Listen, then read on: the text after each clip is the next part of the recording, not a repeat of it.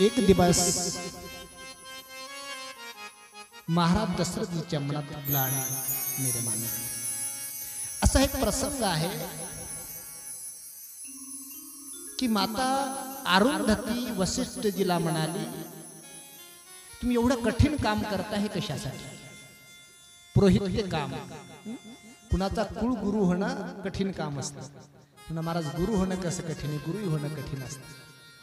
आता काही जंगमाचे वाणी लोकांचे ठरलेले गुरु आहेत, जंगम नाही की नाही, कुळगुरु। तुम्हाला माहिती आहे का, महाराजाला काही दक्षिणा द्यायची असली ना, बाया काय करतात, नवरी नवरदेवाला काही ववाळणी माहिती आहे मला, ववाळणी माहिती कळते ना, त्याचे पैसे ववाळतात लेकराच्या अंगावर माधव महाराज। ते पैसे कुणाला? महाराजांना। त्याचा अर्थ माहिती आहे का, हे देवा, ह्या पोराचा जर ऍक्सिडेंट व्हायचा असला तर याला वाचू दे। पुढचं सांगायचं कामच नाही, कठीण परिस्थिती। पुरोहित्य कर्म करणं अवघड आहे। कशा करता करता हे वाईट काम असं म्हणले, देवी अगं एवढं वाईट काम करण्याचं एकच काम आहे की या राजा दशरथाच्या घरी मर्यादा पुरुषोत्तम ब्रह्मांडाचा मालक राम अवतार घेणार आहे, पण कधी डोक्याचे केस त्याचे पांढरे झाले। गुरु वशिष्ठ म्हणतात त्याला माझा काय विलाज आहे? त्यानं म्हटलं तर होईल, तोंडातून देवाचा एक मोठा नियम आहे, भगवान म्हणतात मी त्याच्या घरी जातो, जे सद्गुरूच्या दारात जातात त्याचे। सद्गुरूच्या दारात गेल्याशिवाय देव भेटत नाही। मैं उसके दर पे जाता हूं, जो सद्गुरु के घर पे जाते हैं मैं उसके दर पे जाता हूं। चला, महाराज दशरथ येतात। कालच्या विषयामध्ये मी सांगितलं की एकदा सद्गुरूंनी संकल्प केल्याच्या नंतर शिष्याला काही करण्याची गरज नाही। तुमची तयारी असली की गुरु तुमच्या घरी येत असतात। मुंगीची या घरा कोण धाडी मूळ, देखून या गुळ धाव घाली। मुंगीची या घरा कोण धाडी मूळ, मुंगीची या घरा मुंगीची या घरा कोण धाडी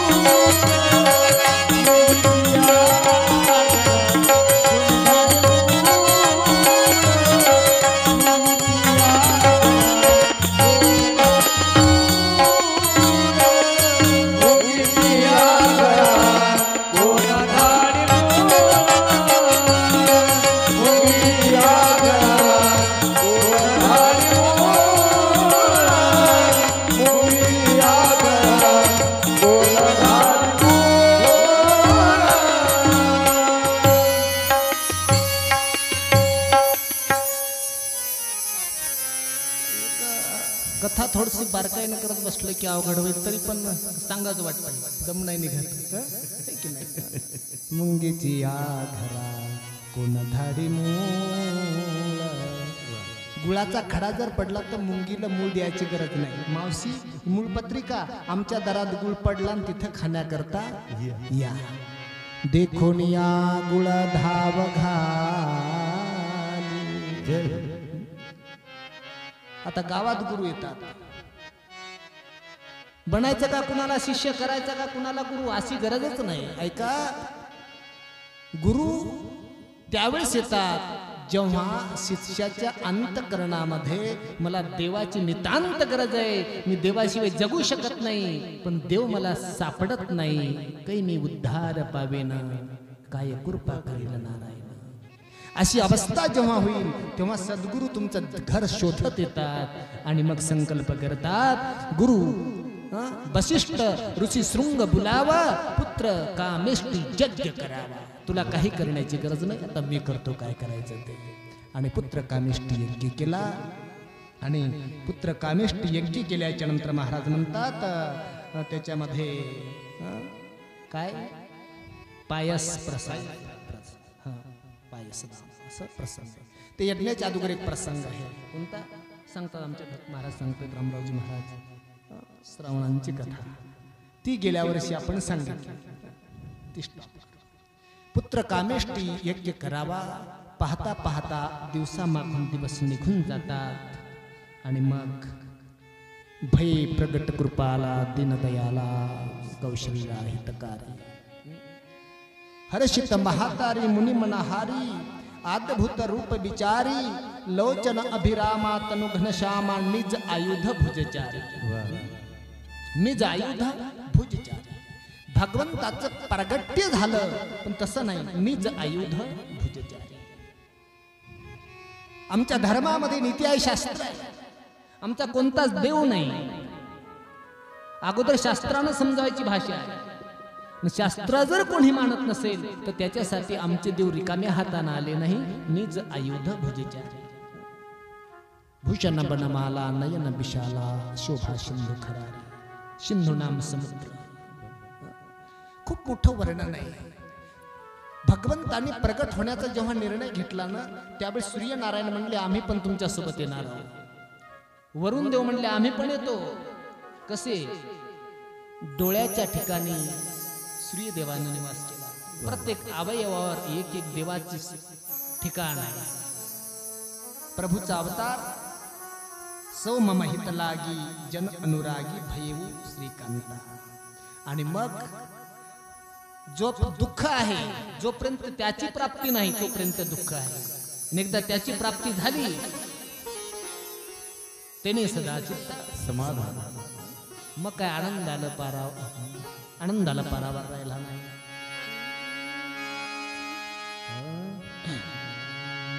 घर घर आनंद छायो अयोध्या नगरी में. घर घर आनंद छायो अयोध्या नगरी. घर घर आनंद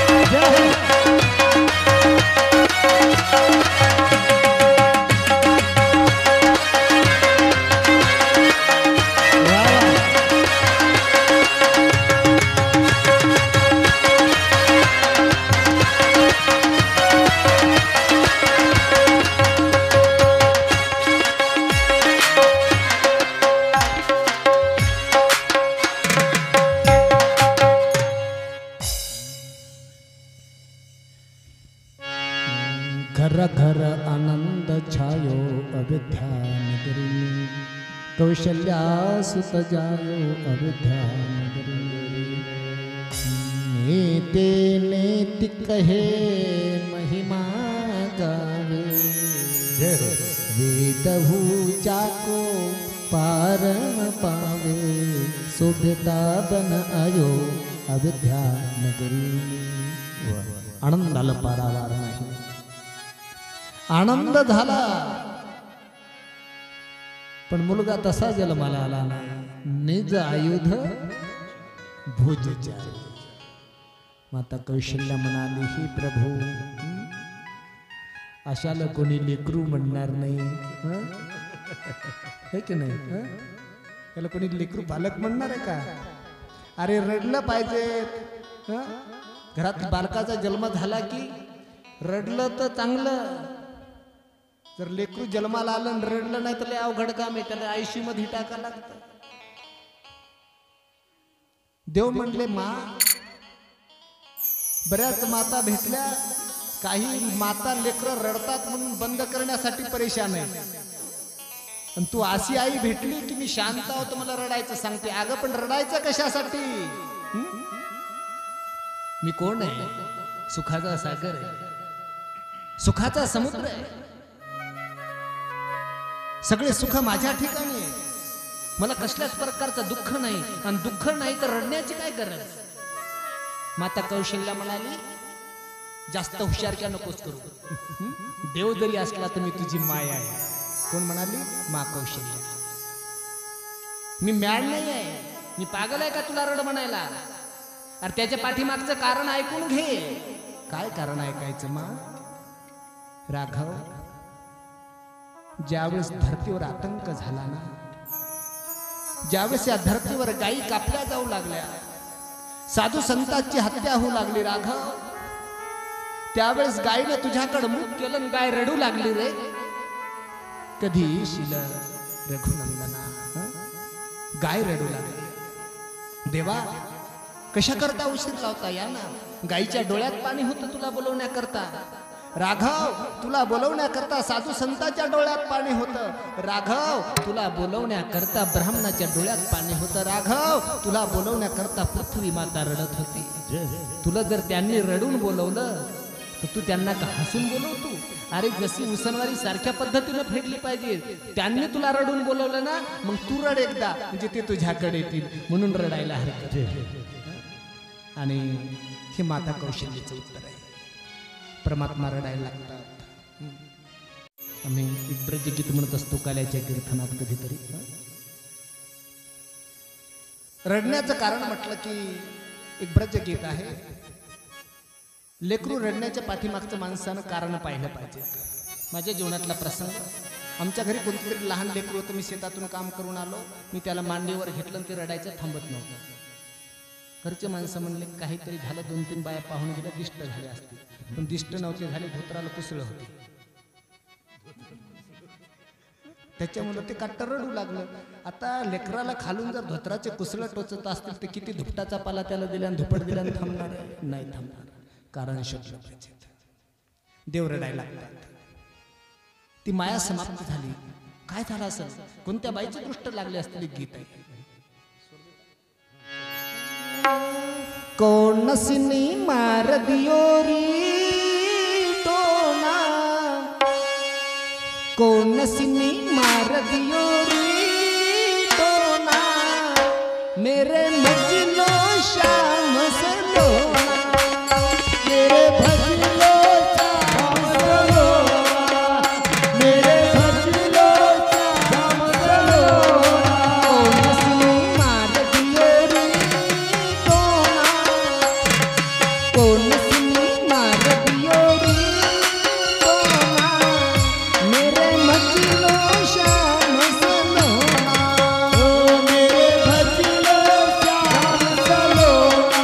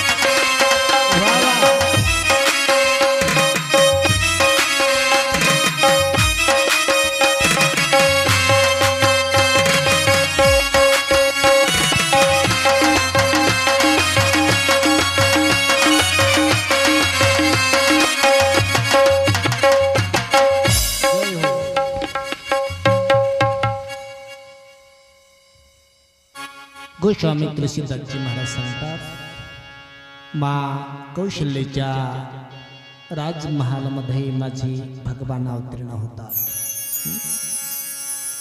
स्वर्गातील देवी देवता प्रभूच्या दर्शनासाठी त्रस्त आहे. त्या प्रसंगामध्ये अख्खा दिवस घातला दोघांनी. कुणी कुणी? काक भुषुंडजी आणि भगवान भोले. दर्शन झालं नाही, प्रवेशच मिळाला नाही. गच्च अंगण भरलेले आहे माणसाने. एका झाडाखाली बसलेले आहेत निवांत. प्रभूने लीला केली. गावात दौंडीच दिल्यात आली. लेकरू रडत आहे महाराजांचं.